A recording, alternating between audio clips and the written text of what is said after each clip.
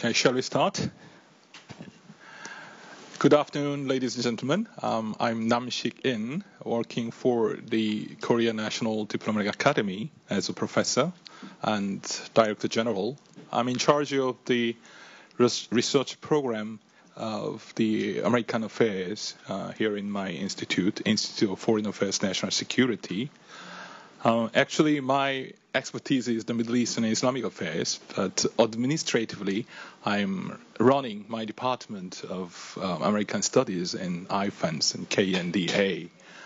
Actually, this session is organized by Department of American Studies, IFANS, KNDA. As you can see in the program book, the title of this session is North Korea Policies of Current Neighboring Countries, Trump, Abe, Xi, and new President Moon here in Korea. So now we're going to have 90-minute session, and we are having 4 speakers. I'm going to give each speaker max 15 minutes. So we're going to have just 1 hour presentation, less than 1 hour presentation. After that, we're going to have a comment and question sessions. I'm going to give the floor to the audiences. This is the very first session of the whole forum of this year, so I'm not expecting not so many people will be coming to this session, but I'm quite satisfied with the numbers of this session at the moment. So we're going to start the vivid discussion and lively discussion of what's going on in North Korea and how to deal with the North Korean issues of neighboring countries in and around the Korean peninsula. Before starting the session, I'm going to introduce the speakers of this afternoon. From my left side, Professor Nishino Jr. Professor Nishino is a professor, Department of Political Science of Keio University. He also is a director of the Center for Contemporary Korean Studies of the same university. And Alan Romberg from Washington, D.C. Mr. Romberg is a distinguished fellow and the director of the East Asia program at the Henry Stimson Center. And he used to serve for the State Department for 27 years as a foreign service officer. And his expertise is the East Asia or Asian affairs. And Dr. Wang Fan. He is the Vice President of China Foreign Affairs University. Previously, he was a visiting professor in the Department of Political Science in Long Island University in the United States. And now, used to be served in the Chinese embassy in the United Kingdom before. He's going to make a presentation about the Chinese North Korean policies. Lastly, I would like to introduce my colleague, Professor Min Jung-hoon, working for the Korean National Diplomatic Academy, same department as me, and he's going to touch upon the Korea's North Korean policies. So I'm going to give my floor to Alan Romberg first, and Wang Fan second, and Nishino Jr., and lastly, Professor Min is going to deliver his speech. Alan, you have the floor. Well, thank you very much, Dr. Yin. I appreciate being here, the sponsorship both by the Jeju Forum and also by IFANS and the Diplomatic Academy. And I'm very honored to be on a panel with distinguished scholars from the places that have been indicated, Korea, Japan, China. I apologize ahead of time because I have a cough. And so you will probably hear interruptions, and there's not too much I can do about that, but I will try. My topic, obviously, is President Trump's policy toward North Korea.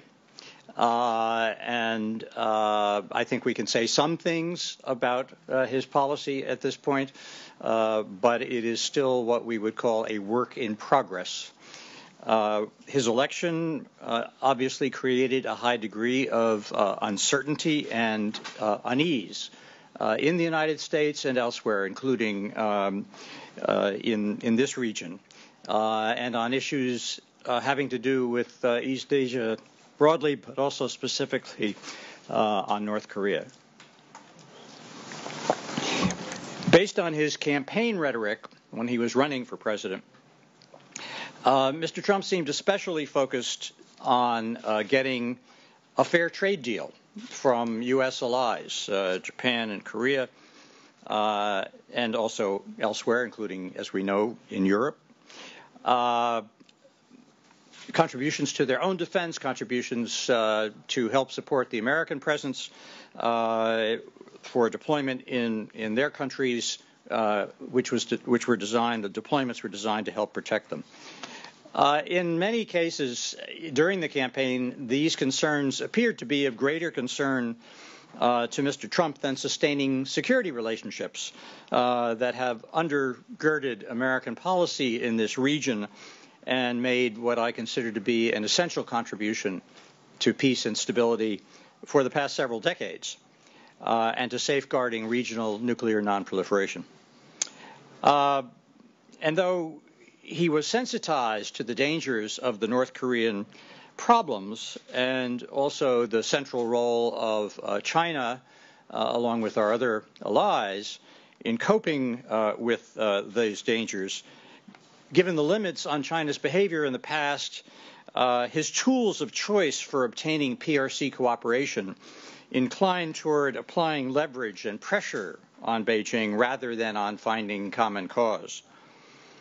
So people were not only surprised but distressed that the new president identified the U.S. one China policy as a key lever that he could use to manipulate Beijing to cooperate on a variety of issues of importance to him, including trade issues, but also North Korea. To make a long story short, fortunately, he came to realize that his implied threat to walk away from the one China policy precluded Chinese cooperation on pretty much anything of importance, including the DPRK nuclear program.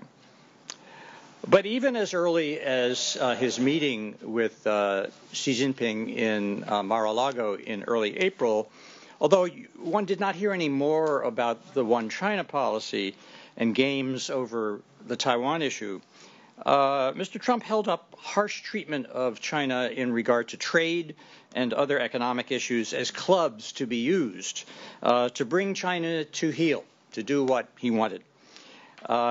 If China determined to resolve the North Korean nuclear issue, he said China could do it. It just needed the right incentives, and he was prepared to provide those incentives. In the event, however, we learned that Mr. Xi Jinping took only 10 minutes to convince Trump that China's relationship with North Korea was complicated. Who would have thought? Having previously believed that China had tremendous power and could virtually do whatever it needed to do, he realized, as he said, it's not so easy. It's not what you would think. He spoke of great chemistry with Mr. Xi, and Secretary of State Tillerson reported there was a real commitment on both sides to work together for a peaceful resolution of the North Korean nuclear issue. And so, as opposed to the accusatory tone he had used before and talk of penalties if China did not cooperate, the theme became common efforts to deal with shared problems. Now, that didn't mean that President Trump assumed China could necessarily deliver, even though that had been his position earlier. But rather, what he agreed that was that instead of threatening trade measures and other measures if Beijing didn't cooperate, now he talked about trade benefits if it did. And he even said that he was willing to set aside one of his priority goals, which was balanced trade between the United States and China, because it would be worth it to have a trade deficit with China if only the North Korean nuclear issue could be solved. He continued, and I'm putting a lot of emphasis on China because I think that's where it has rested in American policy, and we can talk about that later. He continued to indicate in various ways that while perhaps Xi Jinping would eventually not be able to solve the problem, he was nonetheless confident that the Chinese leader would sincerely try to bring the North Korean program to an end. And surely Beijing is doing more than it did before. How much more it will do and whether what it does do will be sufficient to make a serious difference in North Korea's course is something that is far from certain. Still, Trump's new attitude may stem from a conviction of something that I think may be true, and I'd be interested in Professor Wong's assessment of this, and that is that the Beijing leadership, including Xi Jinping, now realizes that the North Korean steady march to obtain a deliverable nuclear weapon is as dangerous to Chinese security as anything it has seen to date, and that stopping that program is now more urgent and more connected than ever before to achieving China's priority goal, which is to maintain peace and stability. In any case, while hoping that Mr. Xi would succeed and would act, the Trump administration has signaled that the so-called strategic patience of the Obama administration, which, by the way, was not their label, it was a label that was put on them by others, but that era is over. And so the U.S. under President Trump ramped up its military activities in the region. And while U.S. allies, including both in Japan and in Korea, see this as justifiable and even a necessary reaction to the North's advancing program, including the recent series of missile tests that we have been witnessing, the possibility of actual use of force has certainly generated some unease among people in this region. So what does all of this tell us about the likely course of the Trump administration policy toward North Korea? First, I think the conclusion in the United States, anyway, is that North Korean development of a nuclear attack capability against not only the DPRK's neighbors, but against the United States, is not a matter of if it will happen, but when it will happen. Therefore, if Pyongyang continues to refuse to reaffirm, even in principle, a commitment to eventual denuclearization, and does not take steps to verifiably halt its advances in missile and nuclear weapons capabilities, this raises the prospect that at some point the American president, whenever this happens, whoever that is, may face a decision whether to take out certain North Korean military capabilities through the use of force, or instead to take a risk that the North will act rationally and not attack either its neighbors or the United States. Second, the administration still believes, or says it believes, that peaceful resolution is possible largely owing, as Vice President Pence put it, to the new engagement of China. Now, this writes out a lot of Chinese engagement before, but in any case, it is seen as at a new level. Third, that despite this newfound faith in China, the White House insists that if China cannot or will not contribute meaningfully to the resolution of the North Korean issue, the U.S. will act with its allies and with others to do whatever is necessary to resolve it. While realizing that sanctions alone may not succeed, behind that tough rhetoric is a recognition of the enormous barriers and costs and risks of acting either preemptively or preventively in the use of force. So among other things, the administration seems increasingly aware that any action needs to take account not only of possible far-reaching implications for U.S.-China relations, but equally as important in many, many respects, the impact on relations with our allies, South Korea, Japan, and with others.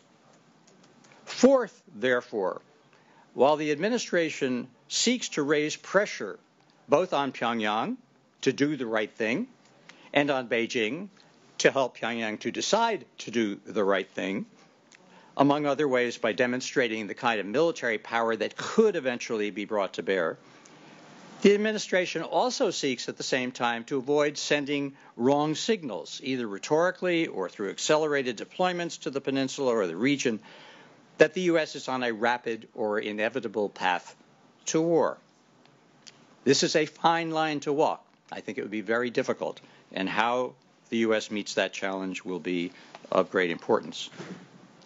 Fifth, Mr. Trump, who is a self-labeled master of the art of the deal, has indicated not only that he would be open to at least exploratory talks with the North, but that he would be honored to meet with Mr. Kim Jong-un in certain circumstances. What such circumstances might be for even official level talks, much less for what I consider to be a highly unlikely Trump-Kim meeting, is not specified. But one presumes that there must be some DPRK commitment to eventual denuclearization and a willingness to suspend all related activities now under international supervision. But sixth, having said all of this, there should be no illusions that if there is no such change in policy by Pyongyang, and if North Korea remains on its current course, the American president, whether it is Mr. Trump or his successor, will likely face the kind of decision with war and peace implications that I have raised here. And there should be no wishful confidence about what that decision will be. To act with force would obviously have horrendous consequences, but that could also be the case if one fails to act. There is a lot that's familiar in all of this for those of us who've been dealing with this North Korean nuclear issue for a long time. But there's also much that is new. Among the things that are new is North Korea's advancing capability, both in missiles and in nuclear warheads. And along with that, so new is the urgency of avoiding a collision. We need to act now to avoid that decision point later on. The issue is complicated, of course, by the fact that not only is Mr. Trump pretty new in office, but now there is a new leader in one of the key players, which is South Korea. And Mr. Moon Jae-in, while I think he is a quite responsible leader and not going to be somebody North Korea can simply rely upon to do what they want, nonetheless, he has an instinct to try to reach out in a more diplomatic fashion if that will work. Finally, China refers to a new start in Sino-American relations, but it isn't clear what that means. Finding that out, as well as understanding how all of the other factors that I've touched on here might affect U.S. policy toward North Korea, will be among the most consequential questions to be answered in the weeks and months ahead. Thank you very much, Mr. Chairman. Thank you, Alan. So you touched upon the 6 points of Trump administration's North Korean policies, self-labeled art of the master of the art.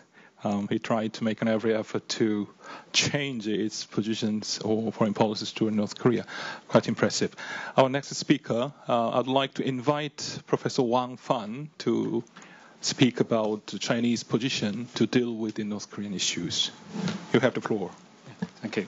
Thank you very much for the organizer of the Jeju Forum. And I'm very pleased to have this opportunity to talk with a lot of distinguished scholars on North Korea issue. Just now, Professor Alan Rumberg talked a lot about U.S. foreign policy to Korean Peninsula, and even talk about Chinese foreign policy by his understanding toward North Korea issue. So let me take this opportunity to talk a little bit about Chinese foreign policy toward North Korea issue. Anyway, it's everyone knows there are a lot of discussion in China among Chinese scholars toward North Korea issue. I can only represent myself. It's my only personal view. So as my English is not very good, so I read the paper right now. China and the DPRK are neighboring countries. And China has maintained a long-term special bond with DPRK and has provided DPRK with assistance, including energy sources and economic exchanges. Although China and North Korea have a lot of difficulty and they even have a different opinion in many areas. But the state bilateral ties are to be expected. As pointed out by American scholar, whether Beijing likes it or not, China has a critical role in preventing North Korea's dangerous provocative, because PRC maintains the country's most important ally and the only nation that could conceivable alter the Kim Jong-un regime's behavior. However, China's policy toward DPRK has changed since DPRK first developed its nuclear weapons. Everyone knows the history. I don't want to repeat the history. China has, changed its foreign policy toward DPRK. And China Foreign Ministry announced in a substantial statement that it's China's foreign policy to bring about denuclearization of the Korean Peninsula, prevent nuclear proliferation, and safeguard peace and stability in North Korea. China strongly urged the DPRK to keep its promise of denuclearization, to take no condition that could contribute to a deterioration of the regional situation. Since President Xi Jinping has taken office, China's policy towards DPRK has been much clearer, as it has attempted to play several roles with respect to the DPRK nuclear issue, including being the advocate for peace settlement, maintainer of stability in the Korean Peninsula, and the promoter of the six-party talks. In addition, China's cooperation with ROK has reached a new high. China would dare Sino-ROK cooperation on issues ranging from the economy to security. This would also counterbalance the significance of the DPRK. The geopolitical significance of DPRK for China is only a psychological concept. From the DPRK's viewpoint, so just now Mr. Allen talked about DPRK's DPRK's policy. I think from DPRK's viewpoint, its leadership may assume that China could find it difficult to give up the special Sino-DPRK relationship. That could possibly reduce China's long-term support of the DPRK. So China might not oppose a nuclear-armed DPRK at the expense of bilateral relations. However, China has listed denuclearization of DPRK as to top priority. And in 2008, China issued a statement that mentioned the denuclearization of Sixth Peninsula and its own opposition to nuclear proliferation. In 2008, China added to the statement that stability in Northeast Asia was still another goal. From China's viewpoint, denuclearization must be linked with regional stability and regional security. And China's policy toward the Korean Peninsula can be expressed as no war, no instability, and no nukes. China expects to maintain a balance between denuclearization and the regional stability, under which the nuclear issue could be solved peacefully. With respect to the responsibility of regional powers, everyone knows China faces kind of, the expectation that is China could play the key role to the nuclear issue of North Korea. China insists on the serial limited responsibility, meaning that China is not the main party responsible for the DPRK's denuclearization. As DPRK pointed out, why they build up the nuclear weapon, the reason for them is that U.S. threat. Maybe U.S. disagree with that, but for North Korea, they believe that is a U.S. threat. All the U.S. station in ROK pose a threat to DPRK. So the so this is the basic reason for DPRK develop its nuclear weapon from the perspective of DPRK. So for China, China is not the main party responsible for the DPRK's denuclearization.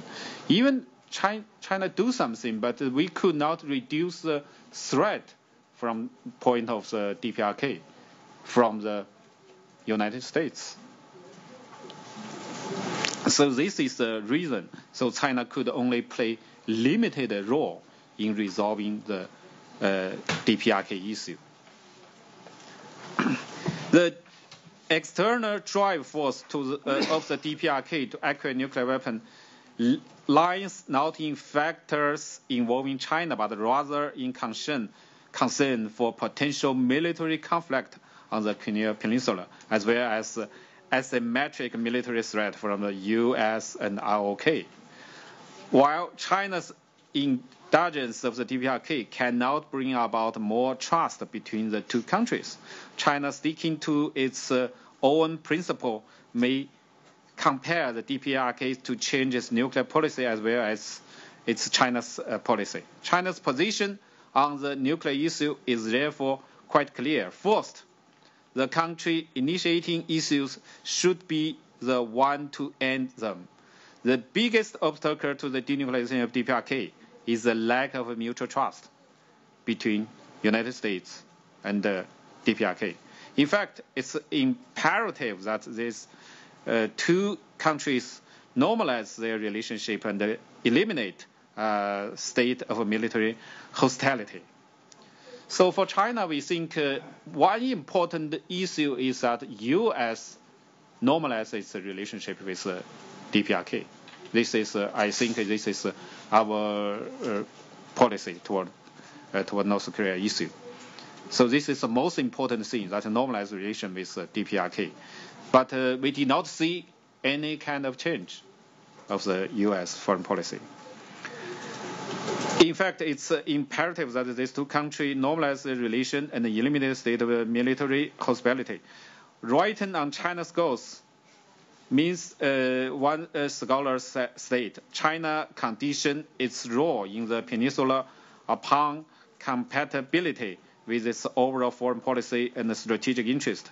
The central goal of Chinese foreign policy is to contract and guarantee a stable and benign periphery and to integrate itself into the international community. Second, there are strategic limitations on China with respect to the nuclear issue. The idea the nuclear issue can be easily resolved if China steps up pressure on the DPRK. So right now, many countries push forward China to give a stricter pressure to DPRK and stop its aid to DPRK. Is narrow. We think it's narrow, practical, nor reasonable. A scholar said address this issue by stating that generous food assistance came from a wide variety of donors, but the large volumes of basic grains that significantly helped avoid starvation in the DPRK came from nations that had large grain surpluses as well as most difficulty and often antagonistic political relations with the DPRK. I think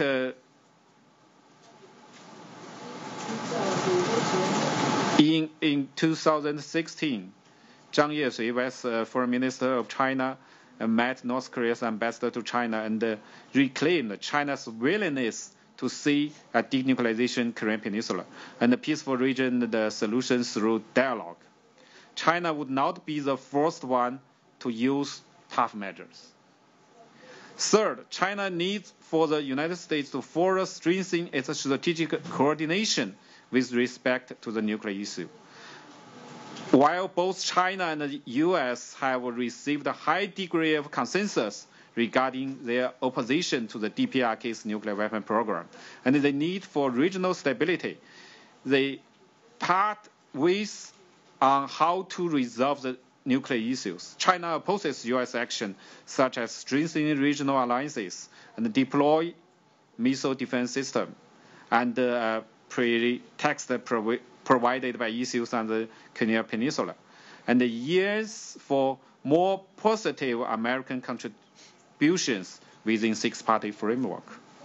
Taking a deeper view, the U.S. state is concerned about anti-American tendencies that may emerge from reunification of the Korean Peninsula. In contrast, more concern of China would be an alliance between a reunified Korea and America, through which American forces could push their influence toward the bank of the Yalu River. China can only continue to exhaust its geostrategic and geo-economic advantages to promote economic reform in the DPRK while pursuing a soft landing with respect to the nuclear issue. China insists soft landing of nuclear issue of Korean Peninsula. Fourth, China's bottom line is that DPRK cannot further develop its nuclear weapons, and especially it should frozen and even cancel its programs. In my personal view, I think the denuclearization process is a really complicated one. Everyone knows that. I think if right now, if China push more pressure to North Korea, frozen its nuclear program, I don't know if the United States could start its negotiation with DPRK on the peace treatment. I think this might be kind of a new start to resolve the Korean Peninsula issue. But for China, so first of all, I think it's important is that DPRK froze its nuclear program. Finally, China knows the United States would not lose the big picture for a small one. For both the United States and President Trump, the most desirable and significant task is the economic resurgence. The DPRK nuclear issue may be more important than urgent for the reappointment of Donald Trump in its term. It seems more likely for President Trump to use the nuclear issue as a leverage to press China, who is the most important external factor for the economy of the United States. In addition, to prove its resolution, Trump did many things, such as airstrike on Syria without advance notification to China. But Trump also knows they need to consult with China before they want to take the military action, because they could not ignore the role of China in Korean Peninsula. I think if any kind of strong position of any kind of firm position toward North Korea happen, I think big power or country related to this region need consult with each other before taking actions. I think it's also important for us. Thank you. Thank you, Professor Wang. It's a great point, 5 point you have addressed when it comes to the Chinese position toward North Korea. It's time to listen to Professor Nishino Jr. about Japanese position to the North Korean issue. Thank you, moderator. Thank you, Alphonse, for inviting me again to this Jeju forum. It's my great honor to be here. My task is to present current Japanese policy toward North Korea. I would say that the Abe cabinet North Korea policy have two pillars. Number one, at this point, pressure. And number two, strengthening defense and deterrence capability. So according to Prime Minister Abe, the North Korea's nuclear and ballistic missile development program reached a new level of threat and is totally unacceptable. to Japan and the international community. And he also said that relevant United Nations Security Council resolution needed to be implemented rigorously and thoroughly. The Japanese policymakers, including Abe and other leaders, seems to increasingly understand that North Korea is not going to give up its nuclear program. So at this point, it's very difficult to imagine Japan being willing to compromise by accepting a freeze in nuclear status quo. So at G7 summit meeting last week in Italy, Prime Minister Abe had a summit meeting with Mr. Trump on the sideline of G7 meeting. So Abe and Trump, agreed to expand sanctions against North Korea for continuing to develop nuclear weapons and ballistic missiles in defiance of the United Nations and the international community. And they also agreed that China must put pressure on North Korea. The Prime Minister Abe told world leaders, at this moment, maintaining pressure is really necessary. And China has significant influence and a major role. So he also said that China should take an even larger role. The Prime Minister Abe and Trump also agreed that they would cooperate to enhance sanctions on North Korea, including by identifying and sanctioning entities that support North Korea's ballistic missile and nuclear program. So the Trump administration would be willing to use so-called secondary sanctions to target foreign companies that continue to do business with Pyongyang. So two leaders also agreed to further strengthen the alliance between U.S. and Japan to further each country's capability to deter and defend against threats from North Korea. So again, first point is, at this point, we need more pressure than engagement. This is Japan's position. So through rigorous and full implementation of United Nations Security Council resolution, and we encourage China to play more role in North Korean issue. But at the same time, from Japanese perspective, we really recognize that we have a severe limitation in terms of exercising the unilateral sanction. Because we, Japan, have almost no trade with North Korea since over 10 years. So second point is strengthening deterrence and defense capability. I would say this consists of 5 parts. Number 1 is cross coordination with the United States. And number 2 is strengthening our defense capability. And then number 3 is trilateral cooperation among US, Japan, and South Korea. And number 4 is bilateral cooperation with South Korea.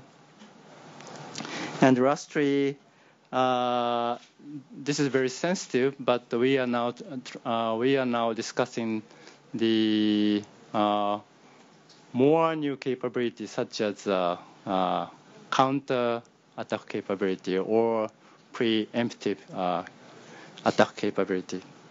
So number 1, the strengthening alliance with the United States. So fortunately, Prime Minister Abe successfully built a very good relationship with Trump administration. And now in Japan, there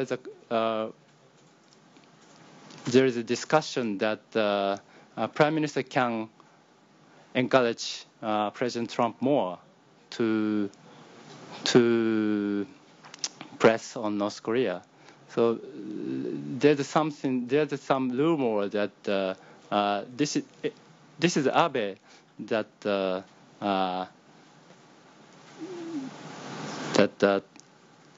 this is Abe, so who can control or manipulate Mr. Trump in terms of North Korean issue.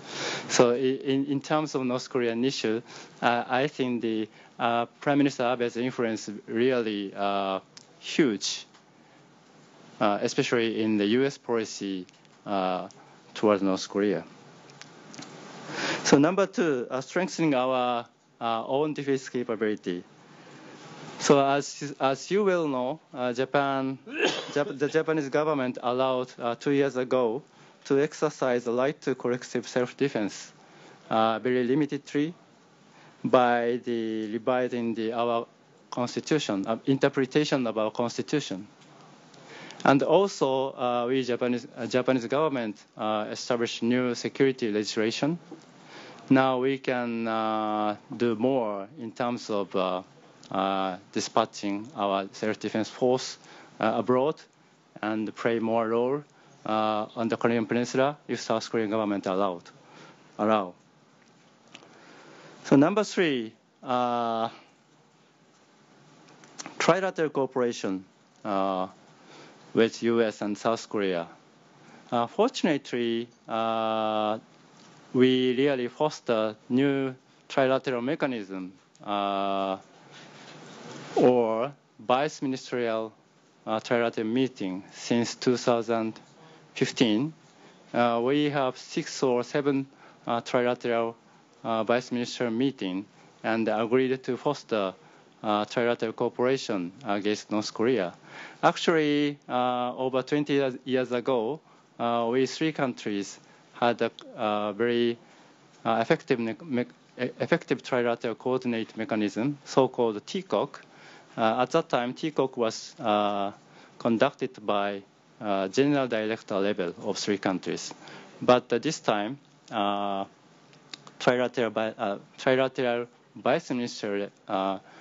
vice-ministerial meeting established. This is a very good sign for trilateral cooperation. And also, fortunately, Japan and South Korea has been always the weakest link of trilateral cooperation, but we agreed so-called comfortment deal the last year of 2015. I know that there is many controversially still in South Korea, but the Japanese government or Japanese people want to foster bilateral and trilateral cooperation with the United States and South Korea, despite of historical issue between the 2 countries. Yes, we needed to face the history, but at the same time, we have to address North Korea's threat simultaneously. And number 4,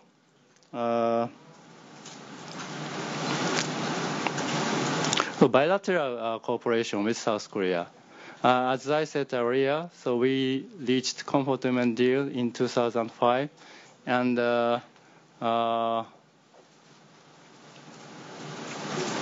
we also signed bilateral GSOMIA information sharing in November 2016, and Japanese government tried to make more progress in bilateral cooperation.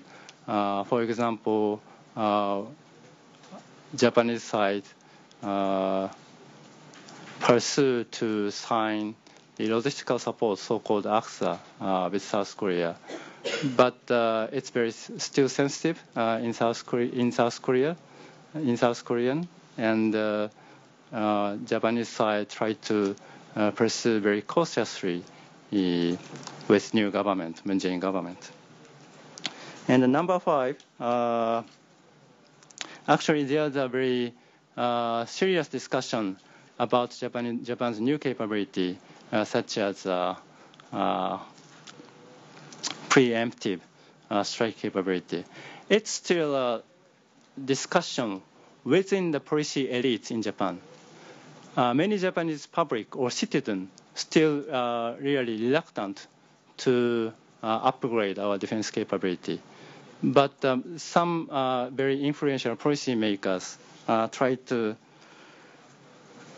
to call for Japanese government to build a very credible preemptive capability, such as with cruise missile or fighter bombers or ballistic missile. Why this kind of discussion now happen in Japan? Yes, North Korean factor is very important, but it's not just the North Korean factor pushing these debates. I would say that reality in Japan, I would say that there are also fueled by the uncertainties about Japan's ally, United States, the Trump administration, so which called on Japan to do more on its own. So this is the current situation of Japan. On the one hand, North Korean threat. On the other hand, Trump administration's request for Japan to do more role in defense in the region. So lastly, I slightly mentioned about the South Korean new government, President Moon Jae-in. Yes, actually, frankly speaking, there's a kind of concern that the President Moon Jae-in government tried to reopen inter-Korean dialogue without cross cooperation with the United States and Japan or the international community. But in my personal view, it's inevitable for President Moon to reopen the dialogue with North. Actually, it's a kind of raison d'etre for President Moon or the new government. So I hope that the new president will pursue very cautiously to reopen the dialogue with the United States. And I also hope that President Moon, this new government, take a very prudent initiative by the exercising the cross cooperation with the international community, especially the United States and Japan. And my hope is that the new government take a kind of a Kim Dae-jung type of DJ type of initiative, which means the South Korea's initiative in reconciliation with North Korea, in parallel with very close international cooperation or very close consultation with us. Thank you very much. Thank you, Professor Nishino. Our last speaker is Professor Min Jong-hoon. Professor Min, floor is yours. Thank you. Hello, I'm Min Jong-hoon from the Department of American Studies at Korea National Diplomatic Academy, and I'm a little bit late in terms of the time frame for this panel.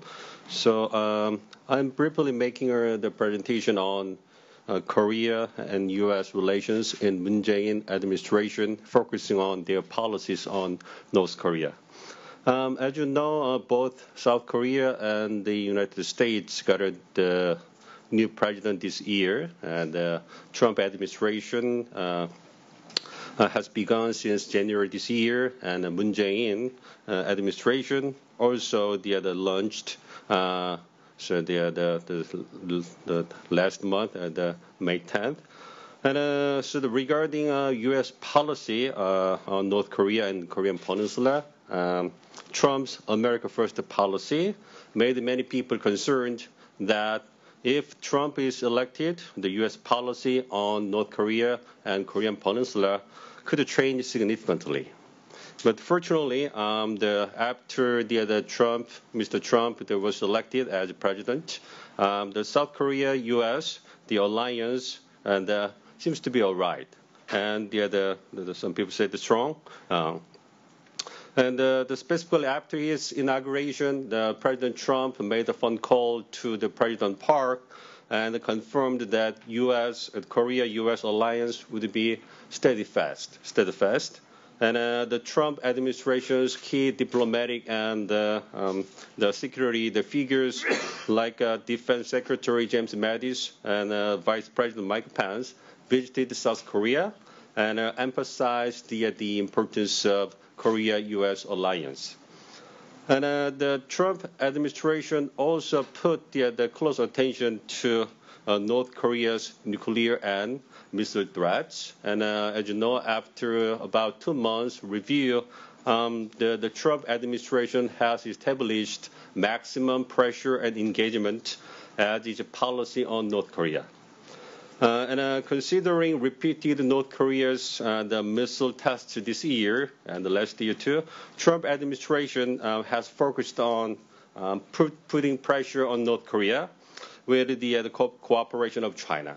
But I'm not sure that it is not clear how much China would cooperate with the United States to put pressure on North Korea.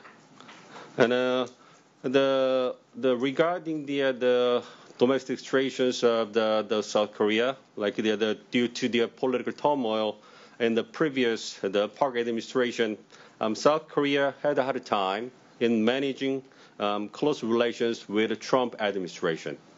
But President Trump has contacted President Xi Jinping and Prime Minister Abe to deal with the North Korea issues, but with the absence of the top diplomatic figure after President Park's impeachment, South Korea could not have close relations with President Trump. So after his inauguration on May 10th, President Moon Jae-in has tried to restore summit diplomacy at the top diplomatic figure of the country. And President Trump made a phone call to the President Moon and put another emphasis on Korea-U.S. alliance for the security and peace of Korean Peninsula. And President Moon sent a special convoy to the United States as a way of relieving a doubt that Moon administration could have different policy or approach on North Korea than the Trump administration, and showing that Korea-U.S. alliance is the cornerstone to protect and preserve the South Korea's security interests and the peace of Korean Peninsula. And the President Moon is supposed to have a summit with the President Trump toward the end of the next month. For the Moon Jae-in's administration's North Korea policy, I think the Moon administration is pursuing both pressure and dialogue to deal with North Korea issues. And the eventual purpose of North Korea policy of Moon administration is to achieve the denuclearization of North Korea on the basis of Korea-U.S. alliance, and then to establish a peace structure or the peace system on Korean Peninsula. So President Moon and Moon administration showed a step-by-step approach to fulfill the goal. First, if North Korea takes unacceptable or the well-proved the measure for nuclear freeze, then South Korea will take a step as a response, like cutting down the size of the Korea-U.S. military exercise.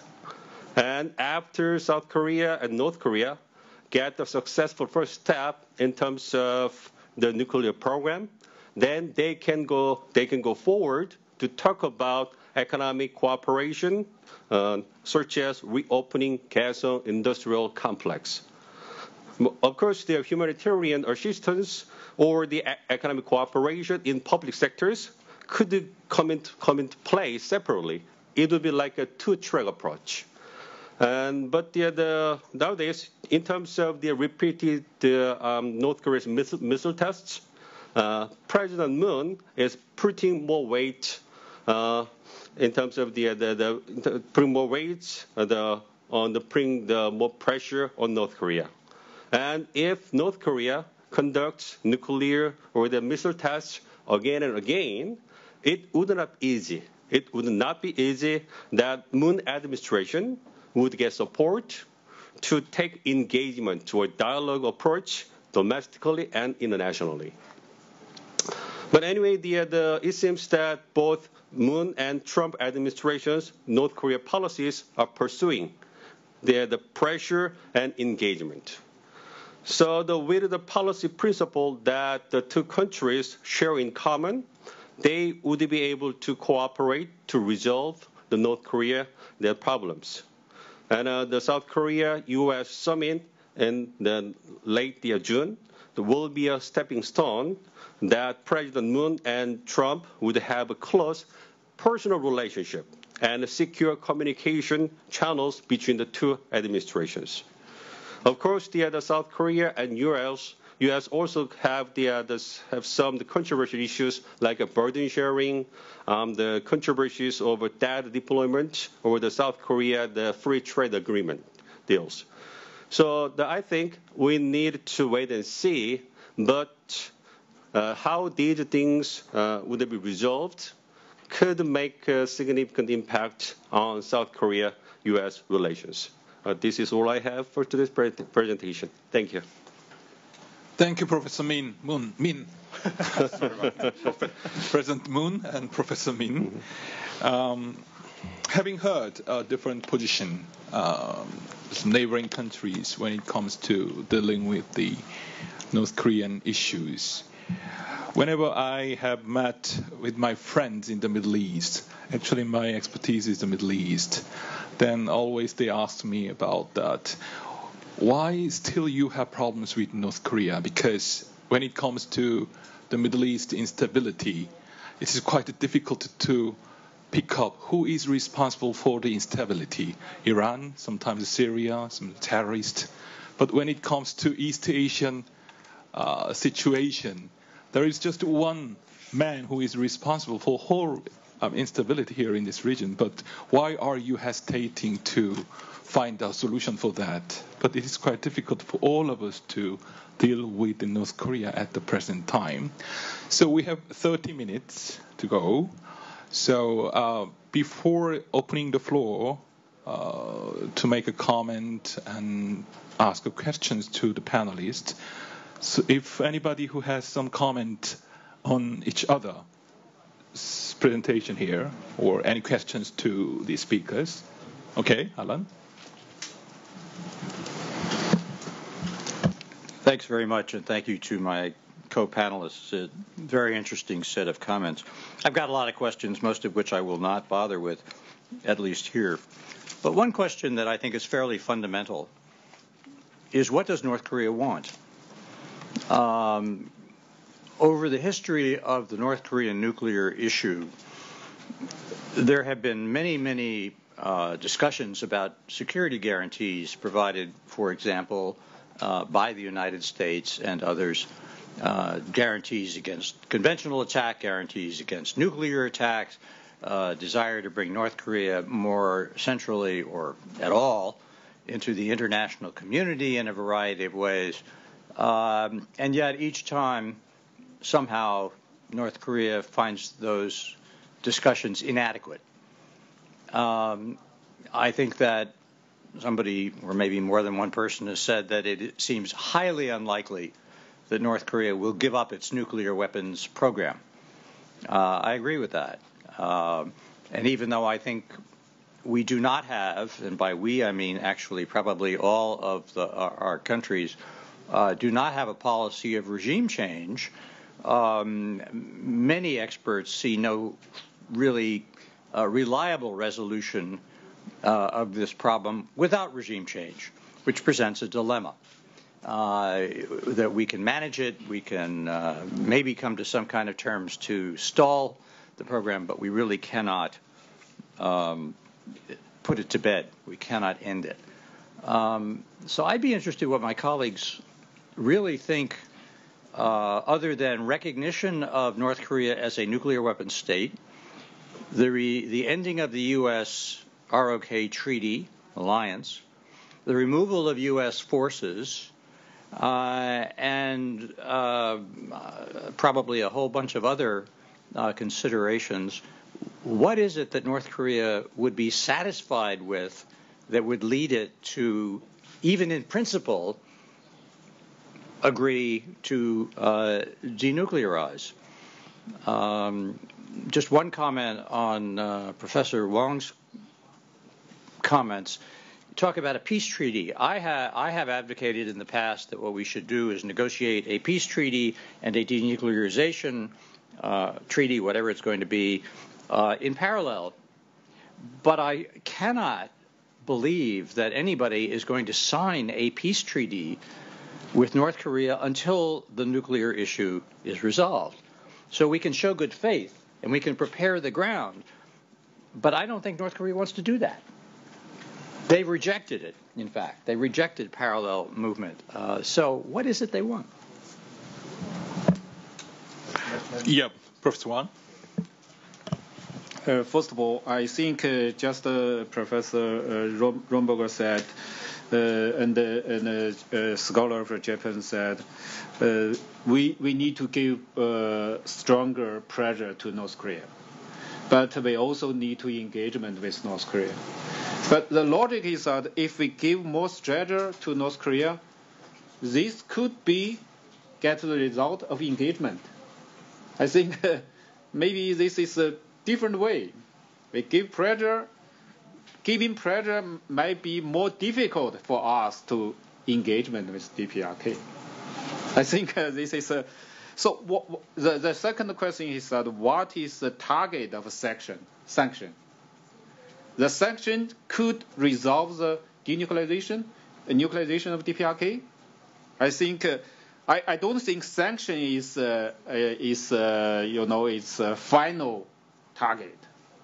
So I think a sanction might be works on the stop test, nuclear test. That might be, but it could not resolve the nuclear issue problem. So the other thing is that how China do. So right now, if China gave new sanction to DPRK, but many other countries ask China to more engagement with DPRK. So some people say sanction might be useful for China to give effective influence to North Korea. I don't think so. If we give sanction, so we could not have the chance to give more effective influence to DPRK. So the other issue is that for China, we don't think if China gave a stronger sanction to DPRK and other country do something different, such as if for us maybe United States and DPRK explore THAAD. Well, THAAD is really sensitive to DPRK, so that make China's efforts to deal with DPRK more difficult. So if exploring THAAD, I think it makes the situation more complicated. So the last thing is that I don't think just China do something, but other countries just wait. I don't think this is a good way. I think this is really not helpful for us to resolve the problem. We could not resolve everything. We just could maybe the release tendency. We can do that, but we could not resolve everything. So China DPRK relation right now is normalized, and after the sanction, China and the DPRK relation is getting tense, I think. So to be frank, I think when China do something, U.S. should also do something. So my suggestion is that if we can just right now, first of all, ask DPRK stop nuclear test, stop missile test, and then we start new negotiation. So negotiation, I think, should not be, at the really strict condition. So otherwise, we could not start negotiation. Thank you, Professor Wang. Professor Min or yes. Professor Nishino, any response to the Alan's question? You want to go first? Okay. Okay. Thank you. And the Professor, Dr. Allenberg's the question about what North Korea wants. And when I heard the question, I was thought about another question. Then what South Korea wants, and what Japan and China wants. But just narrowing down the question to the two countries like the North Korea and the South Korea. I think that the North Korea wants the two things in terms of this issue. First, the North Korea. What North Korea wants is to be recognized as a nuclear state, and North Korea want to secure its security, or in other words, the North Korea also want to get a peace treaty with the United States. So the North Korea wants both. In the meantime, what South Korea wants is it's almost the same. The two things. First, we want the nuclear-free territory, the Korean Peninsula, the nuclear-free peninsula, and then we also honor the peace structure on Korean Peninsula. So the two countries got the one goal in common: they're achieving peace on Korean Peninsula. But we have the different the ideas approach about how to get there. So that's what the Moon administration and around the political actors like China, the U.S., and Japan need to work together. And the Professor Wang mentioned that after the stopping just the nuclear and missile test by the North Korea, and can we just go ahead and talk? That's the appropriate moment to resume dialogue with North Korea? I don't think so. That's exactly the Sunshine Policy got the significant criticism in the past. So as the President Moon mentioned, that I believe that first North Korea should show the acceptable and well-proved the measure for the nuclear freeze. Then the South Korea and other political actors could give the appropriate the response to the step. Then we can move forward. Yes, first of all, the question raised by Dr. In. So why Korea or East Asia is so complicated, or still we cannot resolve the North Korean issue? My answer is very simple. My answer is that the Korea is still divided. Division of Korea bring many problems or in this region, and North Korean nuclear issue. Essence of North Korean nuclear issue is that the nation of divided Korea is try to pursue to nuclearization. This is really very uniqueness of North Korean issue, I think. The Alan's point is that the North Korea's ultimate goal is always survival of Kim Jong-il or Kim Jong-un regime. The nuclear arsenal is kind of leverage to negotiate with United States. And at this point, the Kim Jong-un regime, Kim Jong-un administration, think that so-called the tolerance against the United States is really indispensable for the negotiation with the United States. If North Korea has the tolerance against the United States nuclear power, then they can negotiate with the United States in equal status. This is the Kim Jong-un position, I think. And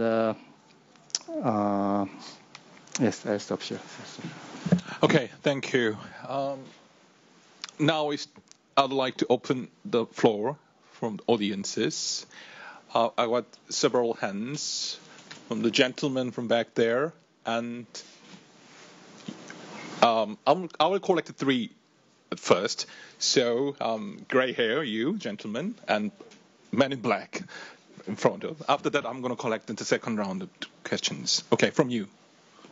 So please identify yourself first and make it brief. Shadow Carroll from NK News. It's a question for you. So use microphone. Okay. Thank you. Chad O'Carroll from NK News. It's a question for Professor Min. Just on the technicalities of South Korea engaging with North Korea, how will it work when, under the Park Geun-hye administration, there was a unilateral sanction that designated the entire Korean Workers' Party as a sanctioned entity? Who will South Korea engage that is not in the Korean Workers' Party?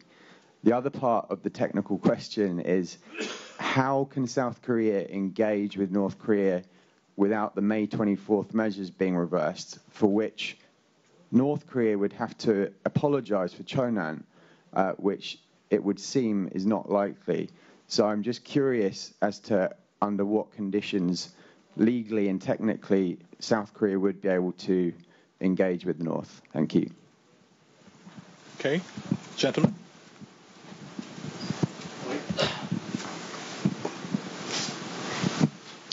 Thank you. My name is Paul Meyer. I'm with Simon Fraser University in Vancouver, Canada. Commend all the panelists, really very excellent and perceptive comments. I suppose as a former diplomat, I see a issue in setting various conditions for a resumption of negotiations. And I wonder if in these circumstances, really the only promising route ahead would be a resumption without preconditions. Thank you.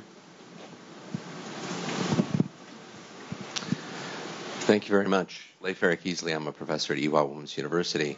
I'm struck by our theme behind you gentlemen, sharing a common vision for Asia's future, and how the THAAD issue is representative of how far away we are from having a common vision for Asia's future. China's economic coercion and diplomatic coercion of South Korea has been quite unseemly and is only beginning to lessen or unravel. And we have quite a bit of uncertainty as to the extent that the new South Korean government will investigate the deployment process. And so my question to Dr. Romberg is, what is your level of concern about the further politicization of the THAAD issue and how it will affect our efforts for a common vision?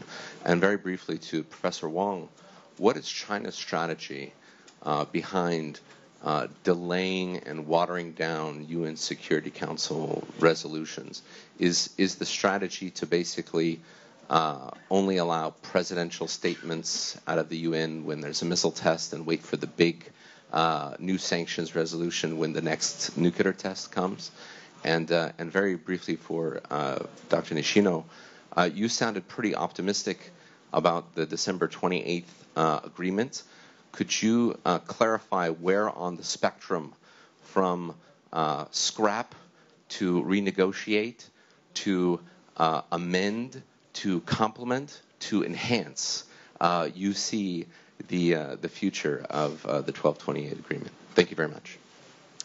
Thank you. After responding the first round of questions, then we're going to collect the other questions from the floor. So, Professor Min, you first. Yes, thank you for the question, and I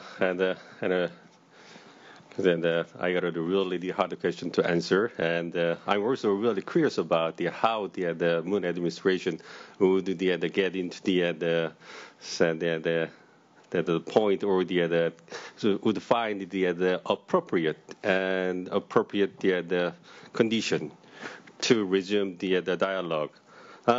So that's what we experts think about the most recently, and not clear. So about which the condition or moment would be the best to minimize the conflicts among the political actors on Korean Peninsula. As I mentioned during the presentation, although the Korea-U.S. got the similar the policy, the orientations or the direction on North Korea, like the pressure and the engagement, but still the two countries have some different points in terms of the substance and the details. So that's what the Moon administration and Trump administration would work together and try to find the appropriate condition and try to find the better way to persuade the international actors, like including how to satisfy the UN resolutions on North Korea and the continuing the UN resolutions, and also the starting some kind of the negotiation, the things with the North Korea. So they're not easy and they're not clear at this point. Sorry about that, but they're still working on that. But still the politics is kind of the power to persuade. So if the South Korea and the United States and the other international actors, and still I think that all the political actors involved have the one thing in common. The purpose of the sanctions on North Korea is not the collapsing the North Korean regime, not the collapse or the change the North Korea the leader. Instead, the main goal of the sanctions and the pressure is to make North Korea change in terms of the nuclear and the missile threats, and bring North Korea onto the dialogue table. And on the condition that all the political actors agree on that point, then we just leave the details about how we agree on the specific conditions.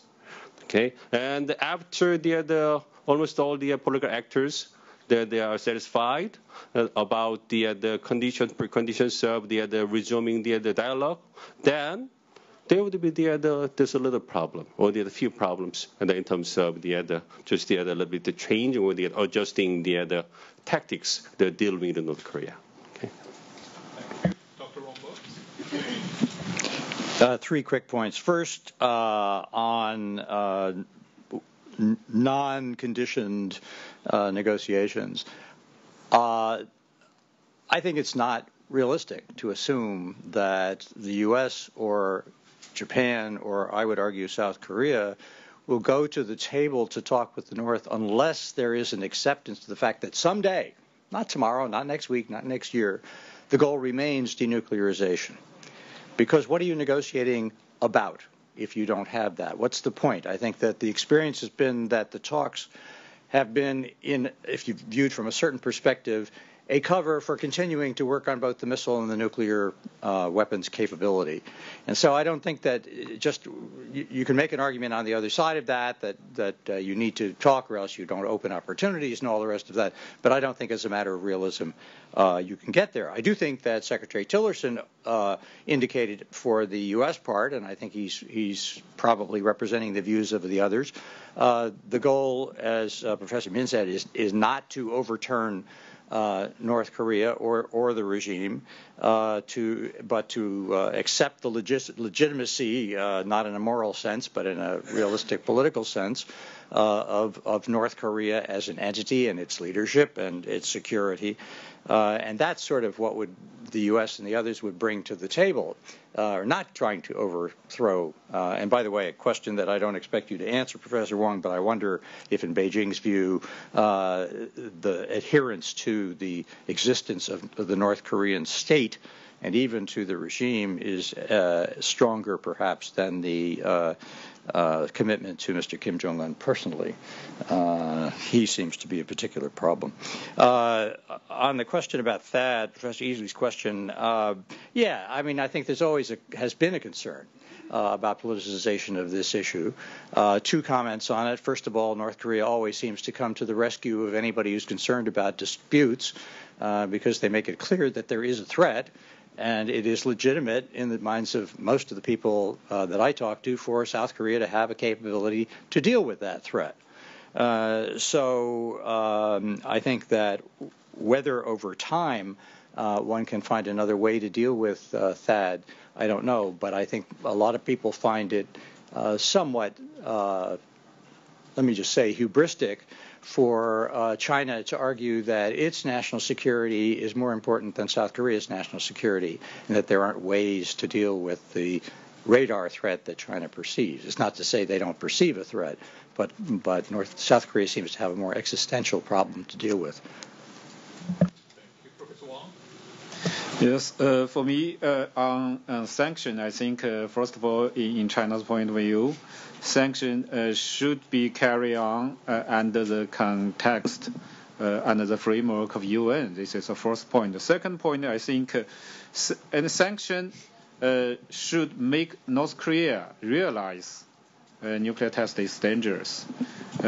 If they made the nuclear test further, they need to pay very, very serious cost. The third point is that we also need North Korea to realize that is sanction will not mean the sanction could damage their survival regime. So anyway, many countries declare we don't want to damage the survival regime, but sanctions should not damage the survival regime. Thank you. Yes. Quick 2 points. One is the condition of resumption of the talk. Actually, there's a little discussion about this kind of topic, the condition of resumption of talk. So as I said earlier, and now in Japan, there's a broader consensus that we cannot accept North Korea, recognize North Korea as a nuclear state. But at the same time, there's also a little bit consensus about we have to accept North Korea as a de facto nuclear state. Then, if so, what should we do at this point? So some famous think tank recently proposed new North Korea policy called cautious containment. So it's really a long time for North Korea to abandon its nuclear program. Then we need to cautious containment with very harsh pressure on North Korea. It will take more than 20 years. And we need also to realize the so-called peaceful coexistence on the peninsula by exercising the cautious engagement. So this is one of discussion now in Japan. And second point is December 28th deal between Tokyo and Seoul. I'm not optimistic, but fortunately, actually atmosphere of telephone conversation between Abe and President Moon was really good as far as I know.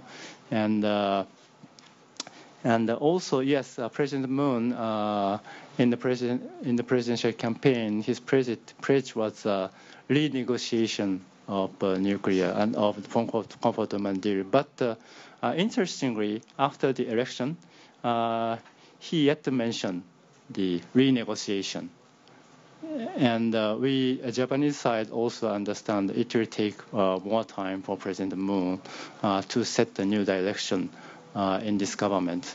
So now there's an atmosphere in Japan. We have to wait and see for 1 or 2 months when new president set the new direction, not only in the relationship with Japan, but also the every policy of under new government. And also we have to pay more attention that the Moon, candidate Moon at that time mentioned Japan and South Korea needed to compartmentalize the history issue from other issue. And also he mentioned the same thing in the telephone conversation with Abe. And also Moon Ji-san, Special Envoy Moon Ji-san mentioned to Abe same kind of things. So if so, Japan can welcome this kind of attitude.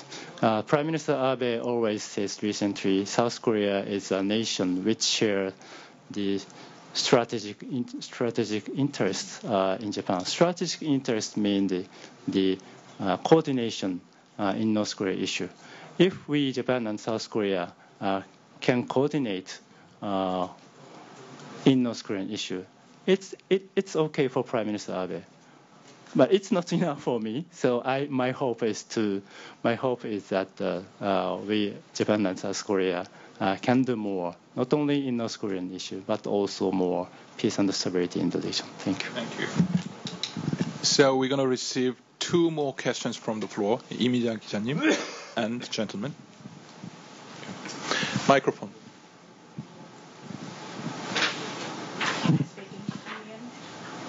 So who would you like to ask? Okay, then you can use the receivers. Dr. Rombo, you can use the... Oh, right, okay. You can use Korean. 네, 안녕하세요. 저는 한국경제신문 이미아 기자입니다. 저 정확한 표현을 위해서 한국어를 쓰도록 하겠습니다.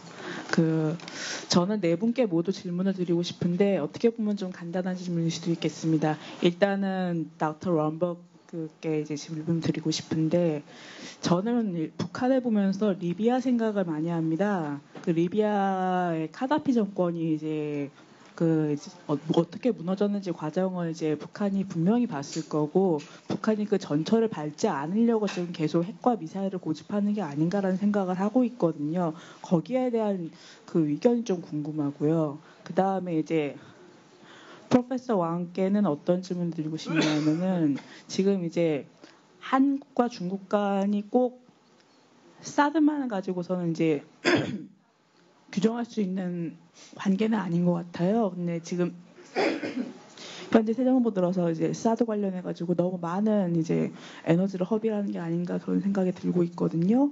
이제 그래서 아까도 이제 유엔 것도 말씀하셨지만은 이제 중국이 실제로 이제 북한이 원하는 것이 북한에 대해서 어떻게 하는 것을 원하는 건지 아직 좀 명확하게 알지를 못해서 중국의 입장이 좀 궁금하고 니시노 교수님께는 아까 니시노 교수님께서 이제 북핵 문제가 이제 심각한 이유는 이제 한국이 분단 국가이기 때문이라고 말씀을 하셨는데 각국에서 정말 남북한의 통일을 원하는지 저는 궁금합니다. 왜냐하면은 이제 이 통일 문제 관련해서는 지금 세대별로도 지금 한국 국내에서도 지금 이게 세대별로 지금 얘기가 많이 좀 주장이 갈리고 있거든요. 그래서 이런 것에 대해서 각국에서 정말로 남북한의 통일을 원하는 건지 진짜로 하나든 한반도를 원하는 건지 그게 좀 궁금할 때가 있어요. 그래서 그거에 대해서 좀 이제 질문 드리고 싶고요. 그 다음에 민 교수님께는 마지막으로 아까 이제 지금 한국 같은 경우에는 세대별로 워낙에 차이가 심하잖아요. 전쟁을 겪은 세대도 이제 살아계시고 전후에 이제 태어난 세대도 살아계시고 그 다음에 이제 그 전후 세대의 자녀들은 북한 문제에 대해 사실 별로 관심 없거든요. 이런 상황에서 과연 이제 통일이라는 주제, 북핵이라는 주제에 대해서 사람들이 굉장히 좀 둔감해 있는 면이 있어요. 이런 것에 대해서 그리고 이제 달빛 정책, 이른바 달빛 정책이라는 데 대해서 다른 나라에다가는 어떻게 설득을 시킬 것이고 그 다음에 국내에다가는 어떻게 이제 이 정책이 왜 필요한가에 대해서 어떻게 설득을 시킬 것인지 그것이 좀 더 궁금합니다.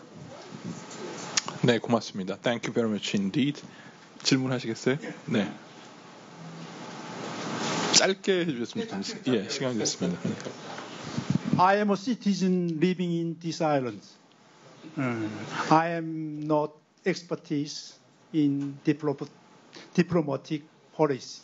So I would like to ask simple questions and actual things. First is American professor, the other one is Japanese professor. First two American professor. Recently, Bobos, U.S. president, telephoned to two leaders, Xi Jinping and Abe, discuss on North Korea nuclear weapon, exempt Supreme of Korea. Why was Korea passed away? Second is recently newspaper reads the developing level of ICBM of North Korea can almost attack the west coast of U.S. In spite of worldwide ask for removal of nuclear weapon, North Korea government does not give up nuclear weapon absolutely. So, what kind of policy or attitudes the U.S. government will take for long point of view? The other one is to Japanese professor. We hear THAAD was deployed in Aomori Prefecture. Can that THAAD attack Aigeki, the launched North Korea missile? 고맙습니다. Thank you very much indeed. Time has been already up at the moment, so I'm going to give you just 1 minute each to respond to all questions. So, Dr. Rombo, you first. Okay, very quickly. One fundamental difference between Libya and North Korea is that North Korea has had an effective deterrent against attack for decades. It didn't need nuclear weapons to have an effective deterrent. Libya, I think, is in a very different situation. So I don't think that the parallel holds. I understand the psychology of I get rid of my nuclear weapons, I become vulnerable, obtains, but I don't think that the situations are similar at all.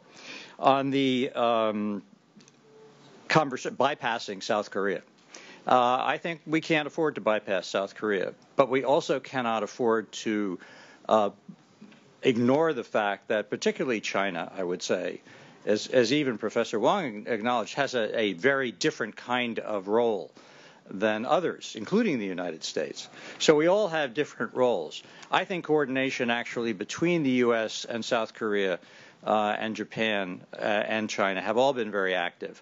One of our problems is we don't have all of the people in place we need to carry out that liaison. But I think the perception of bypassing Korea is a very bad perception, and we need to pay attention to that. Dealing with ICBMs and so on, I think we've been talking about that, a combination of pressure, political pressure, economic pressure. And as I tried to get across, I unfortunately would not rule out that if the U.S. feels that it is being threatened by an ICBM with a nuclear warhead, both for its own security and to be able to provide effective deterrent for its allies, there is a possibility it would think hard about using a military option. Thank you, Dr. Rombo. Professor Nishino. 그냥 한국어로 대답을 하겠습니다. 통일 문제에 관해서 질문을 해주셨는데, 제가 늘 얘기하는 거는 세 가지입니다. 첫 번째는 통일을 원하지 않다는 지각은 달지가 않습니다. 틀립니다. 근데 다만 일본을 포함한 주변국이 바라는 게 특히 일본의 관점에서 보면 세 가지가 있을 것 같습니다. 첫 번째는 통일을 원하지만은 평화적인 방법으로 이루어져야 되겠다. 그거는 첫 번째고요. 두 번째로는 핵이 없는 한반도 이어야 된다라는 거. 세 번째로는 일본의 입장에서 봤을 때는 일본하고 의호적인 관계를 맺을 수 있는 그런 통일의 한반도가 되어야 되겠다. 즉 한국 주도의 통일을 기본적으로 일본에서는 원하고 있다. 이렇게 말씀드릴 수가 있을 것 같습니다.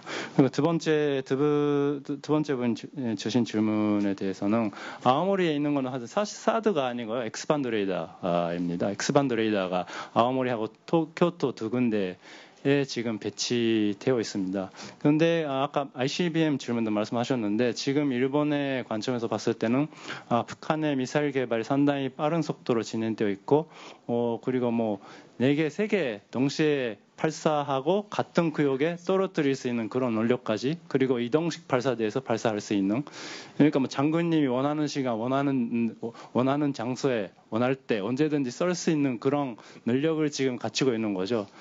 사실은 포압 공격을 받을 수도 있는 그런 위험한 상황입니다. 그래서 지금 일본에서는 팍3하고 SM3에 더해서 지금 사드까지 도입을 해야 되지 않겠는가 아니면은 이지스 아슈아라는 새로운 그 여격 시스템까지 도입해야 되지 않겠는가 그런 논의가 진행되어 있고 다만 그 예산 문제가 있기 때문에 그리고 국민적 공감대를 형성하기가 그렇게 쉽지가 않기 때문에 이러한 어려운 문제가 있으나 한국에서 보는 것보다 일본에서는 북한의 핵 미사일 위협에 대해서는 더욱더 심각하게 받아들이고 있다는 것을 말씀드릴 수 있을 것 같습니다. 이상입니다.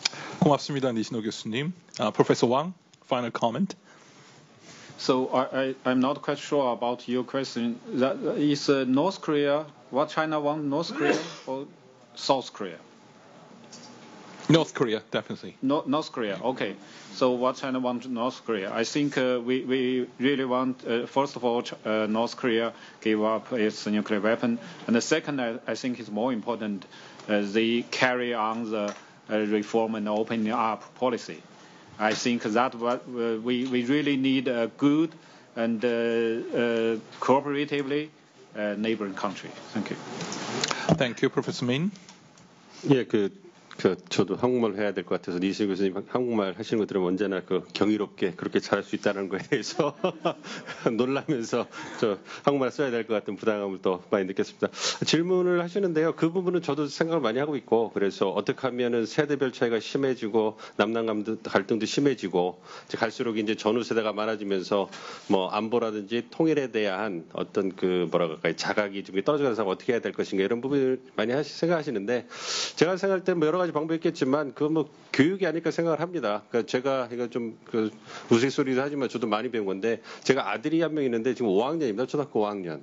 근데 이 친구가 요즘 학교에서 안보 통일을 이렇게 교육을 한대요. 그래가지고 일기를 써야 된다고 집에 와가지고 막 그렇게 고민하더니 어제 아침에는 갑자기 새벽 6시에 깼어요. 그러더니 깨가지고 왜 깼냐 했더니 엄마 아침에 자꾸 새벽에 꿈 꿨는데 북한이 쳐들어와가지고 놀라서 깼습니다. 뭐 이런 얘기를 하더라고요. 그래서 이런 교육, 그러니까 그런 그 단면을 얘기하는 게 아니라 어떤 교육을 통해서 비록 전쟁을 겪지 않았지만 그래도 항상 팩트를 중심으로 해서 교육을 한다면 아이들에게 그리고 전후 세대에게 어떤 균형 잡힌 시각을 줄 수 있을 것 같아요. 그러니까 저희가 북풍이라든지 이런 부분들이 정치적으로 이용됐기 때문에 왜곡되고 이렇게 좀 무시당하는 실망스러운 분이 많았기 때문에 안보라는 어떻게 보면 굉장히 중요한 거 아니겠습니까? 이거는 matter of survival이기 때문에 굉장히 중요한 부분인데 이것이 정치적으로 이용되면서 폄하된 게 아닌가. 그래서 그런 부분에 대해서 저희가 올바른 안보교육 통일교육을 통해서 팩트에 기반을 통해서 계속 왜 우리에게 통일이 필요하며 어떠한 긍정적인 측면이 있는가, 통일을 통해서 우리가 어떠한 경제적 이득을 얻을 수 있고 문화적, 사회적 이득을 얻을 수 있는가를 교육을 시키고 그리고 또한 분단으로 해서 고통받는 사람들의 어떤 사례를 보여주면서 이러한 아픔을 다시는 겪어서는 안 되겠다라는 그러한 경각심도 줄 수 있다면 그래서 팩트에 기반한 균형 잡힌 그런 시각을 줄 수 있다면 좋은 방안이 되지 않을까 생각을 합니다. 고맙습니다. So due to the time constraints, I'm not adding up any final comments or conclusions. Why don't you give a big applause to the excellent presentators in this morning? Thank you very much indeed. Thank you.